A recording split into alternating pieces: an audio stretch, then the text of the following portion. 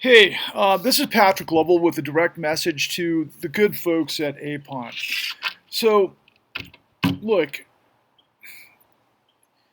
our friend Ann has been, very committed to your kind of your end games, your purposeful sort of declaration to Congress, and to try to create a moratorium for foreclosures until an investigation can be sought out by Congress and X, Y, and Z and yada yada yada. Look, are you aware of the con? You can watch it at www.thecon.tv. Why is it important for you to watch it? Because it lays out the crime that all of you are fighting. Now, here's the bottom line.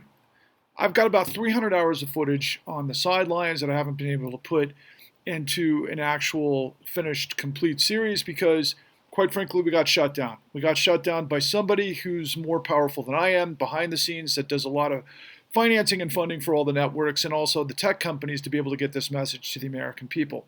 Now, many of you might be aware that we're creating a launch, or we're doing a march to purge corruption, which is going to be more of like a, shall we say, an opportunity to bring attention to what took place in the Federal Reserve that I'm about to lay on you. And it's the centerpiece of everything, okay? So for all of you who've gone through these horrific stories and stuck around for as long as you can, and you've been able to push it out to where you stay alive in the courts, and maybe some of you have won by way of technicalities and that sort of thing. And then others, quite frankly, have gone the distance. I've met people around this country that have done extraordinary things, like literally fought modifications 39 times to finally realize a settlement with banks like Wells Fargo, where they end up signing a settlement agreement where it's kind of like a non-disclosure, where they've learned all of these things, the tricks of the trade and everything else, and then they go silent. They just wanted their house, right? So I understand why people would do that, because I was like you. I tried to save my house, and then I went through this whole problem, and then one thing led to another, and it led me on this incredible odyssey. But what I did was I wanted to understand the machine. I wanted to understand what took place to be able to create what looked to me like a crime syndicate. Well, as it turns out, it was. Now, many of you have talked about RICO and let's do this and that. First of all, we found the only RICO conviction in the entire country, and we showed how it actually came together. So unless you've got an AG on your side, or you've got independent investigations that will work with you, good luck getting a RICO conviction. Now, I've been watching, for example, Bruce Jacobs for some time down in the courts in Miami, present unbelievable amounts of evidence, documentation evidence and, other sorts of things as far as the deeds and the more, depending on what states you live in, the notes and everything else, and who has standing and all of these incredibly important things that I've learned, like many of you, over the course of a decade, quite frankly. But what I've seen over and over are these judges are they're not looking at evidence. They provide privilege to these unbelievable servicers and these foreclosure mills, because what you don't understand is that they're tied to the United States government, okay? They might be loosely tied through LLCs and some other, gymnastics of legal framework, but most of the time they're just bottom feeders trying to get a piece of what took place through what was known as quantitative easing. The Federal Reserve provided trillions upon trillions of dollars to primary dealer brokers that, through the hierarchy and the trickle-down effect, were able to fund these sources that I'm talking about, who have made all of your lives hell. And they've been able to do it by all of the documentation fraud and everything else. And if you've listened to the work that we've done, as well as my podcast, The New Untouchables, we've got evidence. I went to John O'Brien in Sussex, Massachusetts, and Jeff Thigpen in North Carolina.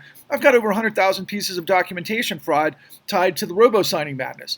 Not to mention all of the other things that took place. And, my God, Bruce Jacobs has got, apparently through one of his investigations and discovery, was able to realize over 2 million plus pieces of document or evidence that Bank of America just hocus pocus vanished into thin air because they could. What you need to be aware of, and what you don't understand, is that you're not going to win in this system unless you're one of those that go the distance, that get potentially through a technicality or they finally just give up and they give you a free house, and then they're going to make you sign something that basically your story is in everything that you've learned, air shut, right? Airtight, that they can't let out to the broader populace. Meanwhile, many of you have already learned the lesson because it's hard. I'm in, media. I'm a producer. I work with journalists all the time. Nobody wants to tell your story. They don't know how to tell the story. Okay? There was an idea. There was a whole, I don't know, conglomeration of kind of like a micro market of people telling different sides of the story between, let's call it 2011 and 2000, maybe 14, 15. And a lot of the information I got came from that era, but nobody put the whole story together. Now, the closest that's come to putting the whole story together outside of us, of course, is there was a podcast that was done by Alex Gibney and David Sirota, who they did a thing called Meltdown, which was, they pulled from the con, quite frankly. They just basically stole from the con. And they used most people that we have in the con, but they didn't know what questions to ask because they didn't understand the crime scheme, which is called control fraud. Many of you know this, but if you don't know this, I worked with William K. Black, the only legal, professional that was within the regulatory body that understands how to put together what's known as criminal referrals, based on what is the mechanism. It's an actually assembly line that enabled all of this to happen, and it all comes under the umbrella of what's known as control fraud. And yes, it is racketeering, but there's different ways you can, criminally and civilly, beat these guys if you have the resources of the government to do it. But short of that, good luck on your own. Unless, of course, you went on a technicality or something. And I've seen this over and over and over, and I've seen things by, whatever. I don't want to go into too much controversy. But the long and the short of it is that you've got to watch the con. And I don't give a fuck if you want to, rent it. I'm not making any money from you. If you go to the library, you can rent it for free, okay? You just download a Hoopla app, and you can rent it for free. But it gives you all the pieces and the ingredients and also the testimony from those at the highest levels of government, from the FBI, the DOJ, and the SEC, who tell us exactly what happened. You can use that in your cases, I'm sure. But the long and the short of it is that even if you could use it, that most judges aren't going to use it because they're not looking at the evidence, because I actually happen to be basically a fly on the wall of one of Bruce Jacobs' hearings, where the judge basically said, look, if you were the United States government, you told me all this stuff, then I'd listen. But you're not, so I won't. And that's what happened. They buried it up. The whole thing was a criminal syndicate soup to nuts, starting with getting people to refinance based on hyperinflated values of their homes, that then, they created these rates, and then sometimes they amortize the rates, or they loaded, the hyperinflated rates over the course of time because nobody read the entire contracts and they couldn't refinance. And then, the housing values fell, and then the whole house of cards fell. And then a lot of you found out, well, they don't even have my paperwork.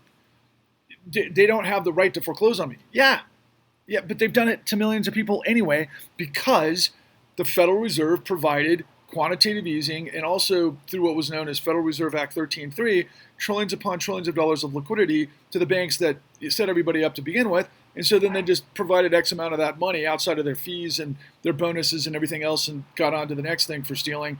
They basically paid the bottom feeders, which were the servicers and the foreclosure mills, to basically steal your house.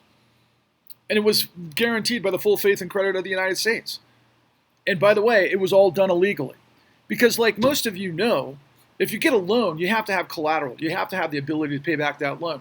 Either your value of your house is worth X amount, or you have a certain amount of income or assets or whatever else that would enable you to get whatever, interest rate loan in that, particular, whoever your broker was, under the, gazillions of different loans that they could provide. And at that time period, vintage between 2004 and 2007, 90% of these things were liar's loans. Everybody got set up. The neg-am, it's just ridiculous, right? But what we've learned in California, what we've learned in Florida, what we've learned in New York, what we've learned in Texas, over and over and over, depending on whether it's judicial, non-judicial, it doesn't matter. They just set up all the different ways that they could just basically create an assembly line in reverse using documentation, fabrication, to foreclose on everybody. And by the way, that journalist that I brought up, David Sirota, who worked with legendary filmmaker Alex Gibney to do a podcast called, a meltdown, I had a relationship with those guys, and I laid out all of the evidence that I had, and they weren't interested in telling the story. Nobody wants to tell your story, okay? So that's why I'm leading a people's movement, because there's a lot of interest and outrage outside of the group of people who've lost their homes to foreclosure or are still trying to fight in the courts, that are really like, what the fuck is going on at the Fed? And what the fuck's going on at the Fed is exactly what I lay out. Again, Federal Reserve Act 13.3 enabled emergency lending to all of the bankrupt financial institutions that were crime syndicates. Nowhere in the statutes for that particular act of the Federal Reserve Act that was created into existence in 1932 during the Hoover administration, and then ultimately, baked into the system for providing lender of last resort scenarios under exigent circumstances. So, for example, let's just say there's a famine. So the government's going to have to be able to fund farms to figure out ways to feed us, right?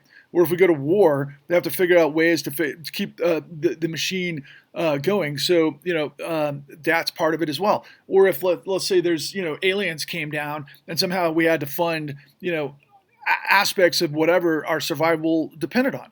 Okay, and most of that was to industry. At least that's what's written in the statutes. But ultimately, what we did was we lent trillions of dollars to bankrupt shadow banks, weren't even a part of FDIC, and that's the whole thing with Glass-Steagall and what happened after the fact with Dodd-Frank and some other things. But they were bankrupt, and we gave them trillions upon trillions of dollars based on fraudulent collateral. Your houses weren't worth the money that they were written on. The millions of people who lost their houses that maybe they got into a loan for like me, $336,000. By the time it got into a short sale or whatever else, was probably worth like what, a third of that. But yet then they sold it back to the Federal Reserve for 100% on the dollar because they could. Anyway, it's a direct message to you because you should join us and you should watch The Con. And if you're going to tell us your stories, I am connected to a large apparatus of investigative journalists who I'm laying all of this information on. And what I offered Ann was, look, if you record your story, if you get it in 10 minutes, if you say at the very top of it, hi, my name is so-and-so. I am supporting the March in Washington, Patrick Lovell's March in Washington, predicated on the con, which I've seen. And what I've learned from that in context to my story is I got set up to get my house stolen and the judges are allowing it because they're getting paid to. Whatever your version of that is. Now, I know that so many of you have just been hanging on by your fingernails for so long. So many of you, dropped off a long time ago, but you remain in the fight because you know how hard it is. You've had your lives destroyed. You've had your marriages destroyed. People have, destroyed your family life, all of this stuff. It was all intended. It was all a setup. And there's nothing you can do on your own. Again, there's going to be a few of you, maybe 1 in 1,000 of you that end up, through a technicality or something, you get a judge on a good day and maybe there's not as much at stake as there was like 4 or 5 years ago. But they plowed everybody under. They bulldozed everybody under because the government, through the Federal Reserve, which is supposedly a creation of Congress and supposedly accountable to Congress, but it's not. It's accountable only to the financial system and Wall Street.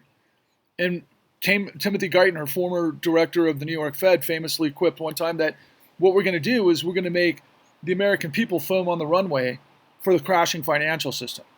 That's who you were or are, and that's who I was. But I got all of the details. And again, we spent millions of dollars to get this information. Millions. Ask yourself in the group. Ask Neil Garfield. Did he ever go spend millions of dollars to go talk to the FBI, the DOJ, the SEC, find a RICO conviction, all the top whistleblowers and all of the experts around the country to put this story together so that you can actually have a leg to stand on? No, they're telling you a bunch of theories about this and that without even knowing what quantitative easing is, which is what stole your home or continues to. They have yet to finish quantitative easing. They keep threatening it, and they keep threatening to put up interest rates, but this whole system was basically supply demand for a bunch of bad players in the middle. And just imagine that the goddamn mob owns the country. That's what they are. It doesn't take a rocket scientist to figure it out. It's racketeering.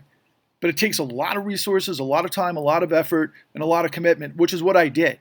And so we're going to march on the Federal Reserve on November 1st, 2022, and we're going to try to elevate this truth over this misinformation racket again, that it's like tyranny versus democracy. We don't live in a democracy.